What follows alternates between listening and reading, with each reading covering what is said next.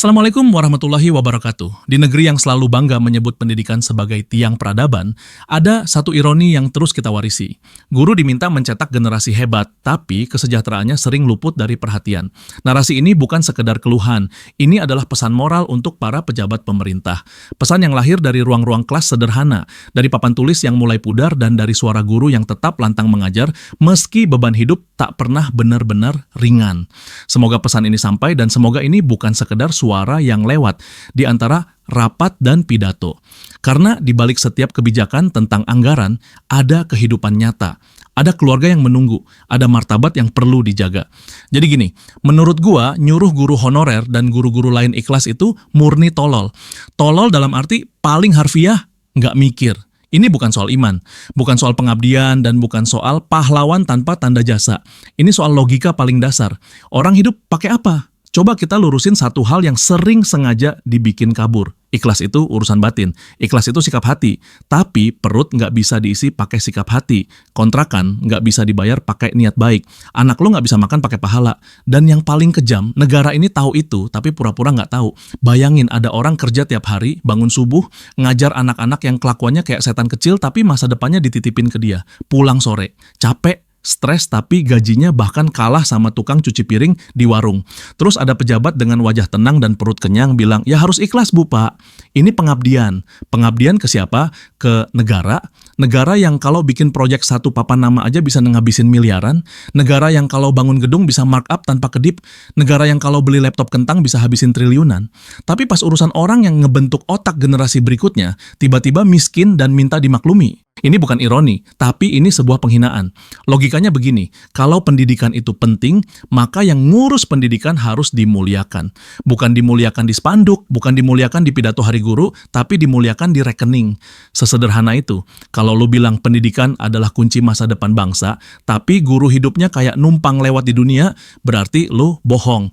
Dan yang paling bikin gua muak, narasi ikhlas ini selalu diturunin ke bawah, nggak pernah ke atas. Nggak pernah ada pejabat disuruh ikhlas nerima gaji kecil. Nggak pernah ada direksi BUMN disuruh ikhlas potong tunjangan. Nggak pernah ada anggota DPR disuruh ikhlas hidup pas-pasan demi pengabdian. Yang disuruh ikhlas selalu yang miskin, selalu yang lemah, selalu yang nggak punya pilihan. Dan negara ini bukan lagi salah urus, tapi salah niat. Karena gini ya, ini bukan lagi soal angka, ini soal urutan nilai hidup. Ini soal apa yang dianggap penting dan apa yang dianggap remeh. Kalau orang yang kerjanya nyuci piring, digaji lebih tinggi daripada orang yang kerjanya membentuk otak manusia, itu berarti satu, negara ini lebih takut piring kotor daripada otak kosong. Dan itu bukan metafora, itu beneran kejadian. Tukang cuci piring 2,5 juta, pengantar ompreng 3 juta, guru honorer 300 ribu. Dan 300 ribu itu bukan gaji, itu uang kasihan, itu uang buat nyuruh diem, itu uang buat bilang, lo penting, tapi usahain jangan hidup dari sini. Dan kita masih sok kaget kenapa bangsa ini isinya makin hari makin banyak orang bego yang pede. Orang licik yang jadi panutan dan orang tolol yang dapat panggung. Ya karena dari dulunya aja kita ngajarin satu pesan ke semua orang pinter, kalau lo mau hidup layak, jangan jadi guru. Kalau lo mau berguna buat bangsa, siap-siap hidup merana. Ini sistem yang mengusir orang pintar dari dunia pendidikan secara halus tapi kejam. Kemudian negara teriak, kenapa kualitas pendidikan turun? Kenapa anak-anak sekarang dangkal? Kenapa SDM kita kalah saing? Jawabannya sederhana, karena yang lo suruh bikin SDM unggul, lo bikin hidupnya ambruk. Gua mau nanya satu hal yang jujur aja, kalau lo pinter, ambisius, punya masa depan, dan lo lihat, jadi guru, miskin, stres, nggak dihargai. Jadi apapun selain guru, ada harapan hidup.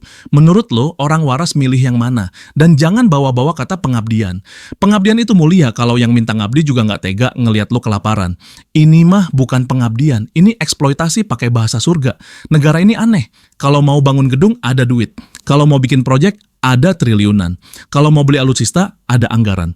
Tapi kalau ngomongin gimana kalau guru kita hidup layak? Langsung, ya belum ada anggarannya. Ya bertahap, ya ini kondisi negara. Padahal tanpa guru, semua itu Tidak ada. Pejabat yang tanda tangan anggaran itu dulunya diajar guru. Insinyur yang bangun gedung itu dulunya diajar guru. Dokter yang nyelamatin nyawa itu dulunya diajar guru. Tapi sekarang gurunya disuruh hidup dari sisa receh sistem. Ini namanya bukan lupa jasa. Ini meludahi akar sendiri. Dan kalau hari ini kita heran kenapa bangsa ini isinya tukang pamer tapi miskin isi kepala. Tukang bacot tapi nol empati. Tukang kuasa tapi nol rasa malu. Jangan salahkan generasi. Salahkan negara yang menganggap orang yang mencetak generasi itu tidak penting. Kalau gaji guru kalah sama tukang cuci piring, itu bukan soal tukang cuci piringnya. Itu soal negara ini salah nyusun prioritas hidup. Dan negara yang salah nyusun prioritas. Pelan-pelan pasti salah arah, salah jalan, dan hancur dari dalam. Siap kita sambung, tetap di mode nampar tanpa anestesi. Terus gimana mau Indonesia emas? Ini pertanyaan yang harusnya bikin malu satu gedung DPR. Gimana mau Indonesia emas kalau orang yang disuruh nambang emas di kepala manusia malah disuruh hidup kayak pengemis? Gimana mau Indonesia emas kalau dari awal negara ini udah ngasih pesan ke semua anak mudanya, kalau lo pinter, jangan jadi guru.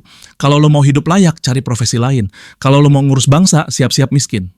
Ini bukan kebetulan, ini desain kegagalan jangka panjang. Indonesia emas itu butuh apa sih? Butuh otak yang jernih, logika yang lurus, karakter yang waras, mental yang kuat, dan generasi yang bisa mikir, bukan cuma nurut.